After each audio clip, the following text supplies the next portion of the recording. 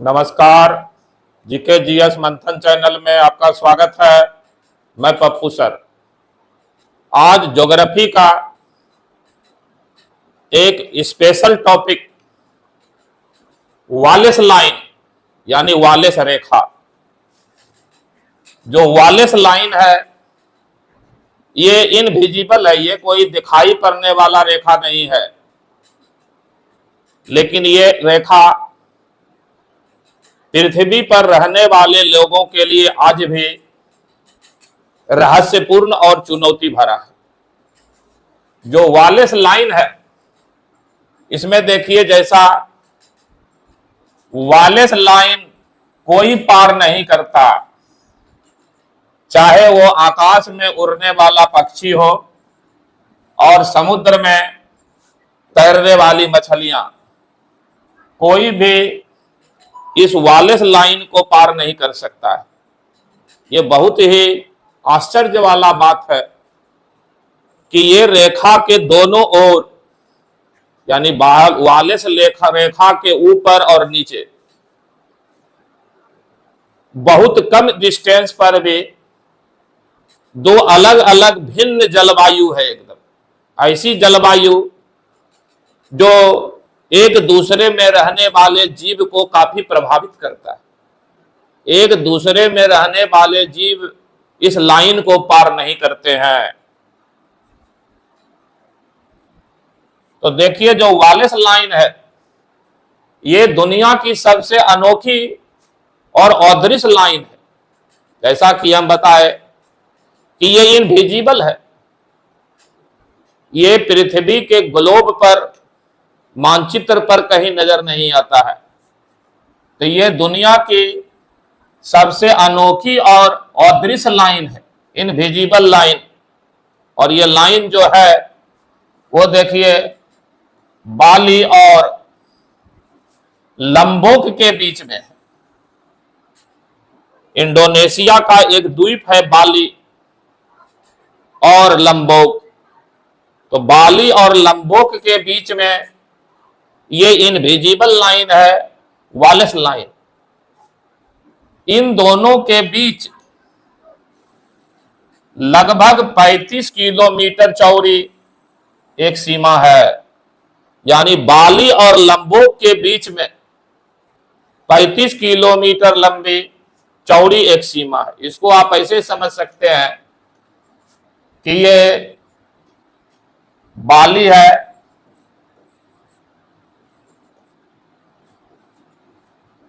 ये wireless line है और ये लंबोक है।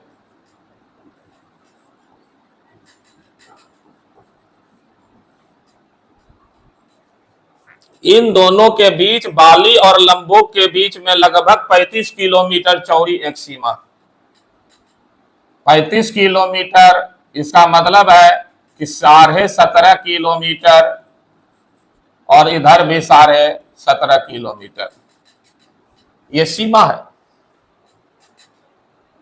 तो बाली और लंबोक के बीच में ये वालेस लाइन है, 35 किलोमीटर के बीच की दूरी है।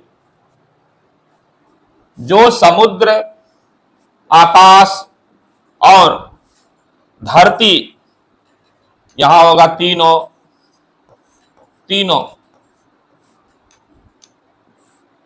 पर रहने वाले जीवों को प्रभावित करती है। अब ये जो वालेस लाइन है 35 किलोमीटर का डिस्टेंस बाली और लंबोक के बीच, ये 35 किलोमीटर के क्षेत्र में चाहे जल में रहने वाला हो, आकाश में रहने वाला हो या धरती पर रहने वाला जीव हो, तीनों को यह प्रभावित करता है।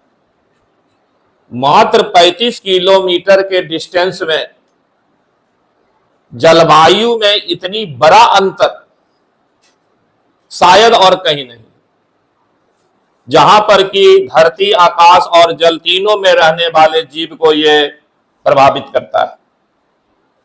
अब देखिए, ये एक कंप्यूटर ग्राफिक्स है जो वालेस लाइन बाली और लंबोक के बीच को दिखा रहा है। ये यूनिक क्लाइमेटिक जोन है।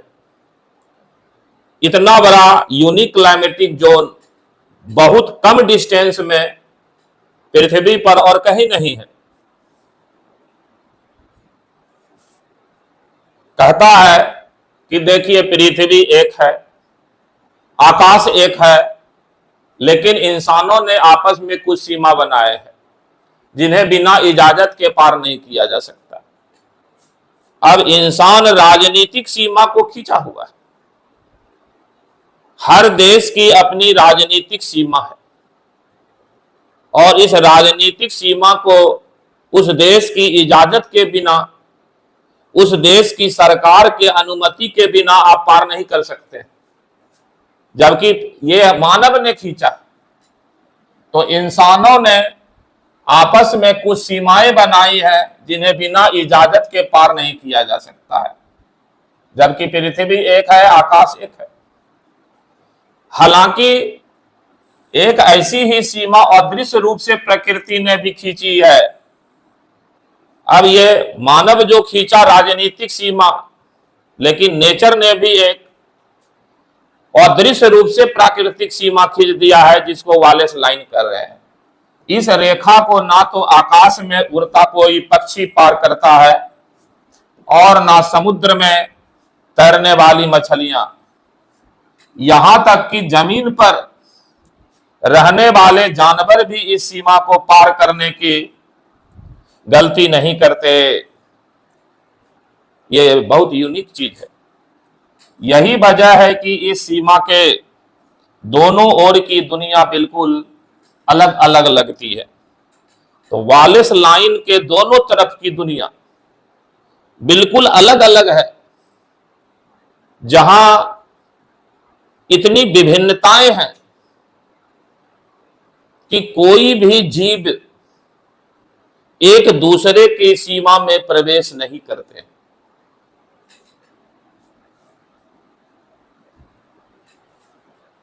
आखिर वो जो लाइन है वो कौन सी लाइन है, तो जिसकी चर्चा हम लोग कर रहे हैं, वालेस लाइन। तो हम जिस बॉर्डर लाइन की बात कर रहे हैं वो है वालेस लाइन, यानी वालेस रेखा, जो बाली और लंबोक के बीच था। इसे एक ब्रिटिश वैज्ञानिक अल्फ्रेड रसेल वालेस ने खोजा। ब्रिटिश विद्वान थे अल्फ्रेड रसेल वालेस। उन्होंने ही इस अदृश्य रेखा की खोज किया। जैसा पहले ही कह चुके हैं कि ये इनविजिबल है, अदृश्य। इंसान इस लाइन को अपनी आंखों से नहीं देख सकता। यहां तक कि किसी भी मशीन की मदद से भी आप यहां कोई लाइन नहीं देख सकते हैं। तो ना मानव नंगी आंखों से ऐसा देख सकता है और ना ही कोई मशीन इस वालेस जो है लाइन को, वालेस लाइन को देख सकता है। लेकिन कुदरत का कमाल देखिए, यहां रहने वाले जीवों को यह लाइन महसूस होती है। धरती, आकाश, पानी में रहने वाले जीव को यह लाइन महसूस हो रहा है। यही वजह है कि इस बॉर्डर लाइन को इंसानों के अलावा कोई और जीव पार नहीं करता है। तो इंसान ही एक ऐसा जीव है जो इस लाइन को, वालेस लाइन को पार करता है। बाकी कोई भी धरती, आकाश और पानी में रहने वाला जीव इस वालेस लाइन को पार नहीं करता है। कहां है ये लाइन? तो जैसा पूर्व में हम लोग चर्चा किए, ये लाइन आखिर है कहां?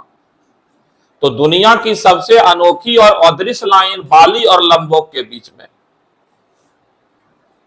इसकी चर्चा पूर्व में ही हो चुकी है कि बाली और लंबोक के बीच है। इन दोनों के बीच लगभग 35 किलोमीटर चौड़ी एक सीमा है जो समुद्र, आकाश और धरती तीनों पर रहने वाले जीवों को प्रभावित करती है।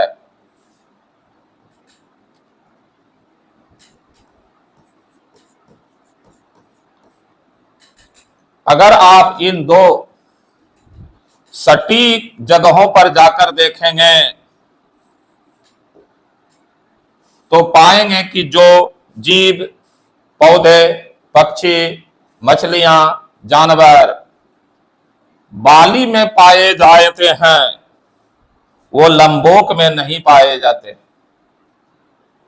35 किलोमीटर के रेंज में इतनी विविधता, इतना बड़ा अंतर कि जो जीव जंतु, पेड़ पौधा, पक्षी बाली में पाया जाता है उसमें से कोई भी जीव जंतु, पेड़ पौधा लंबोक में नहीं पाया जाता है। दोनों एक दूसरे से बिल्कुल अलग अलग हैं। वैज्ञानिकों का मानना है कि लंबोक का जो हिस्सा है वो कहीं और से कटकर आया, क्योंकि इतना कम दूरी पर इतनी बड़ी जलवायु की विविधता नहीं हो सकती है। तो वैज्ञानिक कहते हैं कि जो लंबोक का हिस्सा है वो कहीं और से कटकर आया और बाली के पास आके सट गया। जैसे हम लोग जब एफजी वैगनर का महादेशीय विस्थापन का सिद्धांत पढ़ते हैं और महादेशीय विस्थापन में जब एक महादेश पैंजिया टूटा गोंडवाना और अंगारा लैंड में, फिर गोंडवाना लैंड टूटा, अंगारा लैंड टूटा, फिर एक दूसरे में आकर के उसका कुछ हिस्सा जुट गया। उसी तरीके से कहता है कि जो लंबोक का हिस्सा है वो पहले कहीं और था लेकिन बाद में वहां से टूट गया और बाली के पास आकर के सट गया। तो दूर से आया है इसीलिए उसका पहले जो क्लाइमेट था वो बिल्कुल अलग था। बाली में सट जाने के कारण भले ही नजदीक आ गया लेकिन आज भी पहले वाला ही क्लाइमेट वहां मौजूद है। ये बिल्कुल वैसे ही है जैसे कहा जाता है कि कभी अफ्रीका का एक हिस्सा कटकर एशिया से जुड़ गया। ये डॉक्टर एफजी वैगनर बताए कि अफ्रीका का हिस्सा पहले आज एशिया में शामिल हो गया। तो शायद ऐसा ही घटनाएं हुई होगी जब लंबोक का हिस्सा दूसरे जगह था वहां से कट करके वो बाली के पास आकर के सट गया और इसको ब्रिटिश विद्वान ने खोजा, इसीलिए इसको हम लोग वालेस लाइन कहते हैं। ये पृथ्वी पर एक अद्भुत और इनविजिबल साथ में रहस्यमात्मक 35 किलोमीटर का एरिया है बाली और लंबोक के बीच में, जिसको वालेस लाइन कहा जाता है। आज का ये स्पेशल क्लास ज्योग्राफी का वालेस लाइन यहीं समाप्त हो रहा है। जय हिंद, जय भारत, नमस्कार।